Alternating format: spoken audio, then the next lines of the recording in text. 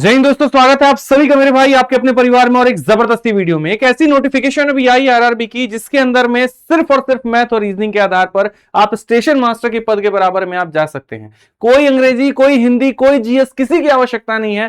सिर्फ मैथ और यहाँ रीजनिंग का 2 पेपर होगा और उसके बाद में आप यहाँ पर बढ़िया मोटा पैसा छाप सकते हैं। जी हाँ, बिल्कुल। यहाँ ये एक लेवल 6 की नौकरी है जो आरआरबी सेक्शन कंट्रोलर है। ठीक है, और पिछली बार भी इसकी वैकेंसी आई थी और इस बार भी इसकी वैकेंसी है। पहले क्या होता था, ये जो पोस्ट है ये कहीं ना कहीं प्रमोशन के माध्यम से भरा जाता था, लेकिन अब यहां पर क्या हुआ कि शायद रेलवे थोड़ा व्यस्त है बाकी चीजों के ऊपर में, तो ये जो है अब प्रमोशन के माध्यम से ना होकर के इसका एक अलग पेपर कंडक्ट हो रहा है और उसके माध्यम से ये सारी की सारी भर्तियां पूरी की जाएंगी। हमारे पब्लिकेशन में एक व्यक्ति है जो कार्य करते हैं और पिछली बार की भर्ती के माध्यम से यहां पर उनके काफी अच्छे स्कोर हैं और वो लगभग सिलेक्ट भी हैं। ठीक है, तो उन्होंने उनसे भी हमने काफी जानकारी इकट्ठा की यहाँ पर कि कैसे उन्होंने तैयारी की, क्या किया, और उससे लेकर के हम डिटेल में आपको सारी चीजें हम आपको भी बताएंगे। तो सबसे पहले बात करते हैं सेक्शन कंट्रोलर क्या है। देखो, इंडियन रेलवे में बहुत एक महत्वपूर्ण लेवल 6 का ऑपरेशन पद है। ठीक है, ट्रेन की रियल टाइम, असल में इसमें काम क्या होता है ना कि जैसे आपने देखा होगा एक ऐसा व्यक्ति जो बैठ करके ये देख रहा होगा कौन सी ट्रेन कौन सी ट्रैक पर है, कौन सी ट्रेन कहां जा रही है, कैसे, ठीक है, कहीं दो आपस में कोलाइड ना कर जाए। जैसे आपने देखा होगा कि मूवीज में आपको ये दिखाया जाता है कि एक बंदा होता है एयरपोर्ट पे, ठीक है, एक एयरपोर्ट के कंट्रोल रूम में और बैठ करके देखता है कौन सी फ्लाइट कैसे जा रही है, मतलब देखते हो ना मूवी में रडार सिस्टम। तो वैसे ही रेलवे स्टेशन पर भी एक कैबिन बनी होती है, एक जगह बनी होती है और वहां रियल टाइम मूवमेंट ट्रेन की दिख रही होती है, माल गाड़ियों की, पैसेंजर गाड़ी की, सारी गाड़ी की वहां पे।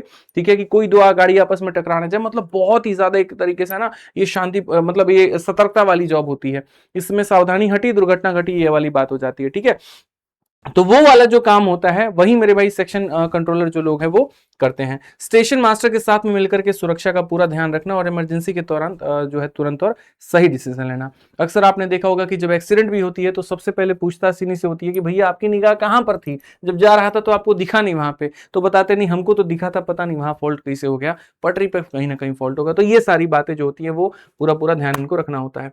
चलिए, इस पद के बारे में तो आपने जान लिया कि किस तरह की पोस्ट है। असल में इसको जो गवर्नमेंट बॉडी है, कौन सी बॉडी के अंदर में यहाँ पर ये आता है, तो ये आता है मिनिस्ट्री ऑफ रेलवे में, मंत्रालय जो होता है रेलवे मंत्रालय के अंदर में ये आता है। जब आप कार्य भी करेंगे तो आप जैसे दिल्ली में मिनिस्ट्री ऑफ रेलवे है तो उसी में आपकी पोस्टिंग होगी। ठीक है, और जो सैलरी वैलरी सारी चीजें इसी मंत्रालय के माध्यम से आपको आएगा।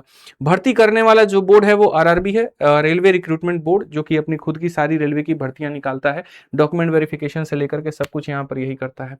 सिलेक्शन के बाद में पोस्टिंग आपके ऑपरेशनल डिपार्टमेंट में होती है, अलग अलग जोन होते हैं और वहां जो ऑपरेशनल डिपार्टमेंट बने होते हैं आप वहां पर जाकर के तैनाती अपनी लेते हैं। जैसे मैंने कहा था कि पिछली बार इसकी जो भर्ती है वो लगभग 368 के करीब में आई थी, तो इस बार जो इसकी भर्ती है वो 119 आई थी, क्योंकि बहुत ज्यादा लोगों की इसमें जरूरत होती नहीं है। ठीक है, आप ये मान करके चलिए कितने स्टेशन मास्टर चाहिए होंगे, जितने स्टेशन है, जैसे अब आरपीएफ में कांस्टेबल के लोगों की ज्यादा जरूरत है, एसआई के लोगों की ज्यादा जरूरत है, लेकिन एक स्टेशन पे 10-20 स्टेशन मास्टर आप थोड़ी रख सकते हैं, लिमिटेड संख्या होती है। तो उसी तरह से इनको जो मैनेज करने वाले लोग होते हैं वो 119 होते हैं, इसलिए इनको पहले प्रमोशन के माध्यम से मेरे भाई नियुक्त किया जाता था, लेकिन अब डायरेक्ट इसकी भर्ती निकाली जा रही है। हालांकि फिर भी पिछली बार की तुलना में अगर हम देखें तो वैकेंसी बहुत ही ज्यादा कम है, ये वैकेंसी और थोड़ी सी हो सकती थी। सैलरी की बात करें, जैसे मैंने कहा स्टेशन मास्टर के बराबर का पावर हो गया, पैसा हो गया, सारी चीजें हो गई, तो इसमें जो सैलरी है वो लगभग 60,000 के करीब मेन हैंड आपको स्टार्टिंग में मिलता है। फिर जैसे जैसे आपका पोस्ट पद जो है वो बढ़ता है, प्रमोशन होता है, वैसे वैसे आपकी सैलरी बढ़ते जाती है। एक बहुत ही बढ़िया करियर पाथ आपके सामने, जहां पर जो ग्रेड पे आपका जो बेसिक पेमेंट होता है वो 35,400 होता है। फिर उसके बाद में आप महंगाई भत्ता यानी डियरेंस अलाउंस जोड़ लीजिए, हाउस रेंट अलाउंस जोड़ लीजिए, ट्रांसपोर्ट का पैसा जोड़ लीजिए और ये सारी चीजें, तो सैलरी आपको लगभग 50-60 हजार के करीब में पहुंच जाती है।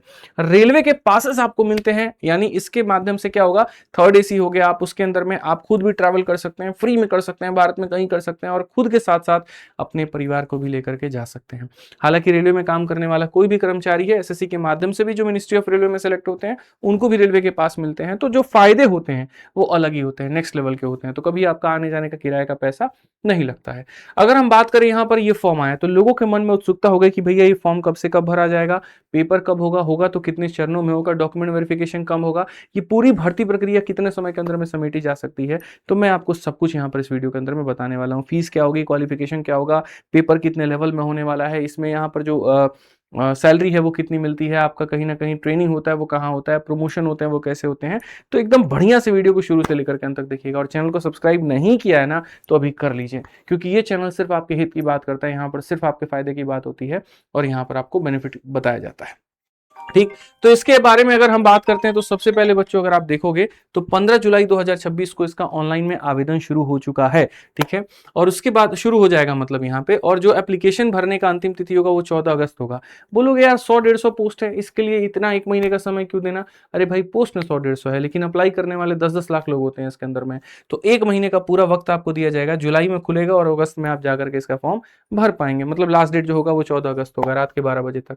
ठीक है, फरवरी में इसकी यहाँ पर जो है परीक्षा होगी सीबीटी 1 की, और मार्च में जो होगा सीबीएटी है, सीबीटी 2 नहीं है, सीबीएटी है। ठीक है, यहां पर इसकी परीक्षा होगी एक महीने के अंदर में। ठीक, और उसके बाद में कुछ महीनों के अंदर में आपका जो रिजल्ट है वो आ जाएगा, यानी आप देख सकते हो 7 से 8 महीने के अंदर में पूरी भर्ती प्रक्रिया पूरी हो जाएगी। रेलवे अपने फॉर्म की फीस को हमेशा हाई रखता है, लेकिन बाद में बच्चों को रिफंड भी कर देता है।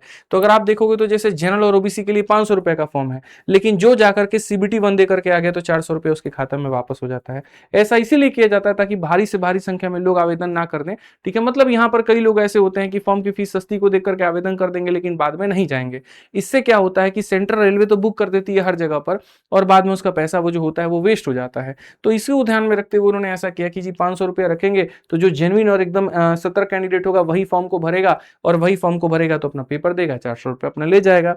और उसके बाद में मेरे भाई जो SC ST या फिर महिला कैंडिडेट उनके लिए 250 रुपए है। आप 250 रुपए दीजिए, फॉर्म भरिए, पेपर दीजिए, और पूरा पेपर फर्स्ट के बाद ही 250 के 250 रुपए आप वापस लेके चले जाइए। ये वाली कहानी है। इसके लिए जो एलिजिबिलिटी क्राइटेरिया है वो क्या क्या है, तो मैं भाई आप भारतीय होने चाहिए। ठीक है, सबसे पहले तो ठीक है, भारत, नेपाल या भूटान का नागरिक होना अनिवार्य है। इनके साथ में हमारे फ्रेंड रिलेशन है भूटान और यहाँ पर नेपाल के साथ, तो यहाँ के लोगों को भी मौका दे दिया जाता है कि आप भी आके अप्लाई कर सकते हैं। मेडिकल स्टैंडर्ड की अगर हम बात करें तो A2 मेडिकल स्टैंडर्ड होना जरूरी है। A2 की एक अपनी क्राइटेरिया है जिसके अंदर में विजन हो गया, बाकी सारी चीजें हो गई, तो इसके बारे में भी आगे हम डिटेल में बताएंगे। विजन के वार्निंग को लेकर के कि लेसिक सर्जरी करवाने वाले कैंडिडेट अप्लाई नहीं कर सकते, हालांकि फिर भी लोग छुप छुपा करके जो है वो कर लेते हैं और बाद में उनको पता नहीं चलता। लोको पायलट में मैंने कई ऐसे लोगों को देखा है, लेसिक सर्जरी कराने के बाद में लोको पायलट में यहाँ पर जो है वो काम कर रहे हैं, हालांकि मना वहां भी है। ठीक है, तो कई ऐसे सर्जरी होती है जो कराने के बाद पता भी नहीं चलता कि आपने कराई है कि नहीं। ठीक है, और उसके बाद में आप जॉब कर सकते हैं। हालांकि देखिए इसमें क्यों कहा जाता है लेसिक सर्जरी, जैसे लोको पायलट है, ये है, इनमें ज्यादा जो काम है वो आंखों का है, मतलब आपकी आंख ही सही नहीं, आप चीजों को देख ही नहीं पा रहे हो, तो आपकी वजह से कई जिंदगियां जा सकती हैं, इसलिए यहां पर ये पॉइंट रखा गया है। ठीक है, टाइमलाइन की अगर हम बात करें तो सभी एजुकेशनल और एज क्राइटेरिया 1 जुलाई 2026 तक पूरे होने चाहिए। आपका ग्रेजुएशन चाहे हो गया, चाहे आपके सर्टिफिकेट सारे बन गए, सब 1 जुलाई 2026 तक हो जाए। इसके बाद में अगर हुआ तो वो मान्य नहीं होगा। ठीक है, जो एज भी माना जाएगा वो इस डेट तक माना जाएगा। इस डेट तक आपके एज के बारे में यहां पर ये रहेगा कि आप 20 से लेकर के 33 साल तक हो जाएं। अगर उस एज इस डेट तक अगर आप नहीं होते हैं, आप अंडर एज हो गए तो भी फॉर्म नहीं भरेंगे, ओवर एज हो गए तो भी फॉर्म नहीं भरेंगे। एज को लेकर के ये भी बात है कि जो रिजर्वेशन होती है वो कैसे कैसे दी जा रही है, तो SC ST वालों को 5 साल का और रिलैक्सेशन मिल जा रहा है, यानी 33 साल की जगह पर वो 38 साल तक फॉर्म को भर सकते हैं। उसी तरह से ओबीसी वालों को 3 साल का रिलैक्सेशन मिलता है, तो उनका अपर एज कितना पहुंच जाएगा, तो 36 पहुंच जाएगा। फिर ऐसे ही PWBD हो गया और एक्स सर्विसमैन हो गया, तो यहां पर इनके इनके भी अलग अलग रिलैक्सेशन है।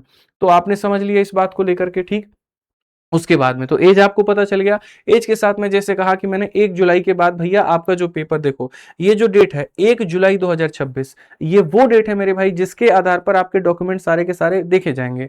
तो अगर आपने ग्रेजुएशन इसके पहले कर लिया है तो आप ग्रेजुएट मानेंगे, और इसके बाद में अगर आपका रिजल्ट आ रहा है तो वो नहीं माने जाएंगे। तो यही बात है कि किसी भी रिकॉग्नाइज यूनिवर्सिटी से बैचलर डिग्री होना जरूरी है, चाहे आपने बैचलर आर्ट्स में किया हो, साइंस में किया हो, कॉमर्स में किया हो, बीटेक्स में किया हो, किसी में भी किया हो। ठीक है, फाइनल ईयर के स्टूडेंट जिनका रिजल्ट अभी नहीं आया है वो अप्लाई नहीं कर सकते, लेकिन अगर रिजल्ट वही 1 जुलाई के पहले आ गया तो मेरे भाई यहां पर याद रखो अप्लाई कर सकते हो। डॉक्यूमेंट वेरिफिकेशन के समय सारे ओरिजिनल सर्टिफिकेट दिखाने होंगे, चाहे वो 10वीं का होगा, 12वीं का होगा, ग्रेजुएशन का होगा, ओवरऑल जो भी होगा जो इस पद के लिए रिक्वायर्ड होगा। और अगर उसमें कहीं पर भी फर्जी रहा, कुछ भी रहा, तो सीधा सीधा आपको भगा दिया जाएगा, आपको नौकरी नहीं मिलेगी। इस बात का ध्यान रखिए। तो सबसे पहले फॉर्म आपने जान लिया कि फॉर्म यहाँ पर क्या है, किस चीज का है, तो सेक्शन कंट्रोलर का है। फीस आपने जान ली क्या है, उसके लिए एजुकेशनल क्वालिफिकेशन आपने जान लिया क्या है। अब लोगों के मन में होगा फॉर्म अप्लाई कहां से करेंगे, तो जा करके rrbapply.gov.in पर मेरे भाई आप अप्लाई कर सकते हो। अप्लाई करने के पहले एक छोटी सी बात को ध्यान रखिएगा, आधार कार्ड को 10वीं के मेरे भाई यहाँ पर डॉक्यूमेंट के साथ मैच कर लीजिएगा। पता चले डॉक्यूमेंट में कुछ और नाम है, आधार कार्ड में कुछ और नाम है, वहां भी रिजेक्ट हो जाएंगे आप। ठीक है, तो अपना Aadhaar card, email ID, mobile number के साथ जाकर के तो पहले रजिस्टर करो, फिर अपने एजुकेशनल डिटेल्स को मेरे भाई सही से भरो, फोटो और सिग्नेचर को अपलोड करो और फीस पेमेंट करो, और तुम्हारा फॉर्म जो है वो भरा जाएगा। बड़ा सिंपल प्रोसेस, इसके अंदर में ज्यादा तामझाम जो है वो नहीं है। अब आपने मान लीजिए फॉर्म भर दिया, फॉर्म भरने के बाद में आप बढ़िया से लग गए, तो सबसे पहला सवाल आपका ये होगा, गुरुजी शुरू में वीडियो में आप एक पॉइंट बोले थे और वो ये कि इसके अंदर जीएस नहीं आता, इसके अंदर जो है वो यहाँ पर इंग्लिश नहीं आता, खाली मैथ और रीजनिंग के जो है दम पर सिलेक्शन हो जाता है, तो वो वाली बात बताइए। तो देखिए इसमें दो चरण होते हैं पेपर के, एक होता है सीबीटी और एक होता है सीबीएटी। ठीक है, सीबीटी मतलब कंप्यूटर बेस्ड टेस्ट हो गया। इस कंप्यूटर बेस्ड टेस्ट में मेरे भाई यहाँ पर जो होता है, कुल मिलाकर के आपके दो ही पेपर होते हैं, मैं अभी समझाऊंगा। और जो फाइनल मेरिट बनती है मेरे भाई, उसके लिए आपको 70% नंबर लाना अनिवार्य है। इतना नंबर आप लाओगे, मतलब यहां पर देखो मैं समझाऊंगा, एक ये पेपर है, एक ये पेपर है। इस पेपर से इसमें जाने के लिए इस सब्जेक्ट का अपना एक सेक्शनल कट ऑफ है, 70% कम से कम लाओगे तो इसके सेक्शन में क्वालिफाई करोगे। फिर उसके बाद इसमें जो 30% से कम लाए छाड़ दिए जाएंगे। तो 30% मेरे भाई मिनिमम एक पासिंग मार्क्स है, इतना लाना पड़ेगा तो क्वालिफाई होगे। और बाद में इसी के नंबर को मेरे भाई ध्यान में रखते हुए अंतिम मेरिट बनती है और सिलेक्शन होता है। तो पहले हम सीबीटी के बारे में समझते हैं। सीबीटी क्या है? Computer based test. Computer based test के अंदर में अगर आप देखोगे तो मैथ के आपके 60 क्वेश्चन आते हैं, 60 नंबर का हो गया, और आपके सामने रीजनिंग के 20 क्वेश्चन आते हैं, 20 नंबर का हो गया। तो ये आपके सामने कुल मिलाकर के कितने हो गए? 80 सवाल 80 नंबर के। तो बोलोगे जी लॉजिकल कैपेबिलिटी यहां पर क्या है? तो ये कुछ नहीं, गद्यांश है। अगर आप इसके अंदर में देखो, जैसे अगर आपने इंग्लिश में चुना है तो इंग्लिश में पूरा पूरा पैसेज आता है, हिंदी चुना है तो हिंदी में आता है। बोलो इंग्लिश तो आखिर आ ही गया ना? अरे भाई पैसेज है, कहानी है, उसके अंदर से सवालों को खोज के यहाँ पर जो है उसी के अंदर में टिक करना है, सवाल जो पूछा है उसी के अंदर में दिया गया है, और समय भी इसमें भरपूर मिलता है, तो ज्यादा टेंशन की बात नहीं है भाई। 100 सवाल करने के लिए आपको 120 मिनट यानी 2 घंटे के करीब में मिलता है। सोचिए एसएससी में तो 100 सवाल करने के लिए 60 मिनट मिलता है, तो खोज के आराम से आप इसमें निकाल देंगे। ठीक है, 100 नंबर का ये पेपर होता है, सोचिए। और जो हमारे पब्लिकेशन में काम कर रहे हैं उनका 98 मार्क्स आया है इसी 100 नंबर में, खाली उनका 2 नंबर कटा हुआ है, 2 नंबर कटा नहीं हो, छोड़ करके आ गए। तो इसमें आप अगर बढ़िया से पढ़ करके जा रहे हैं ना, तो आप बढ़िया से मेरे भाई इसके अंदर में स्कोर जो है वो लेकर के आ पाएंगे। हर गलत के लिए मेरे भाई यहाँ पर 1/3 का नेगेटिव मार्किंग का इसके अंदर में प्रावधान है, तो ध्यान रखिएगा नेगेटिव मार्किंग वाला कहीं पर कोई बात ना रहे। अब चूंकि इसके अंदर में मैथ जो आता है वो एनटीपीसी लेवल का है, रीजनिंग जबरदस्त लेवल का है, तो इनकी तैयारी में कहीं पर कोई कसर ना रहे, तो इसके लिए हमने ऑलरेडी मेरे भाई आपके लिए लेकर के आ गए हैं वंदे भारत बैच। एक वंदे भारत एक ऐसा बैच मेरे भाई जहां पर मैथ जबरदस्त लेवल का मैं पढ़ाऊंगा, रीजनिंग जबरदस्त लेवल के आपके आकाश सर पढ़ाएंगे, और बाकी जीएस और साइंस भी आपको इसके अंदर में मिल जाता है। ठीक है, तो इससे क्या होता है, रेलवे के लिए कंप्लीट स्पेशल बैच बनाया गया है। ठीक है, जितने भी हमारे साथी हैं, जो भी हमारे बच्चे हैं मेरे भाई, जो रेलवे की तैयारी करना चाहते हैं, मैं आपको एक बात बता दूं, वंदे भारत बैच से ही करिए, सबसे जबरदस्त बैच, जिसका मतलब एक बैच से आपका सबका तैयारी हो जाएगा। चाहे आपका एनटीपीसी है, चाहे सेक्शन कंट्रोलर है, चाहे ग्रुप डी है, चाहे एलपी है, सब कुछ का तैयारी आपका एकमात्र एक ही बैच से हो जाएगा। और फीस भी बच्चों बहुत कम है, मात्र 999। 999 के अंदर में सारे, सोचो सोचो, खाली मेरे मैथ्स का फीस मेरे भाई 899 होता है, सर का फीस 899 होता है सबका, लेकिन हमने यहाँ पर 5,000 की जो फीस थी कम करके उसको 999 पे लेकर के सीधा सीधा आप लोगों को ऑफर में ही जो है यहाँ पर ये बैच मिल रहा है। विद्याग्राम एप्लीकेशन है, जाइए इसको डाउनलोड करिए, और इस पेपर के लिए सबसे जो जबरदस्त बैच है वो वंदे भारत बैच है, जाकर के आप उसके अंदर में एनरोलमेंट करिए। ऐसे ही जब आपको क्वेश्चंस की प्रैक्टिस करनी होगी, तो मैथ की मेरे भाई जो प्रैक्टिस है वो आप यहाँ रेलवे गणित वाली अपनी किताब से कर लीजिएगा। ठीक है, बढ़िया सवाल, जबरदस्त एकदम लेटेस्ट और अपडेटेड क्वेश्चन दिए गए स्मार्ट अप्रोच के साथ में, तो फायदा आपको मिल जाएगा। ठीक, अब बात करते हैं टीयर 2 की, यानी कंप्यूटर बेस्ड एप्टीट्यूड टेस्ट की।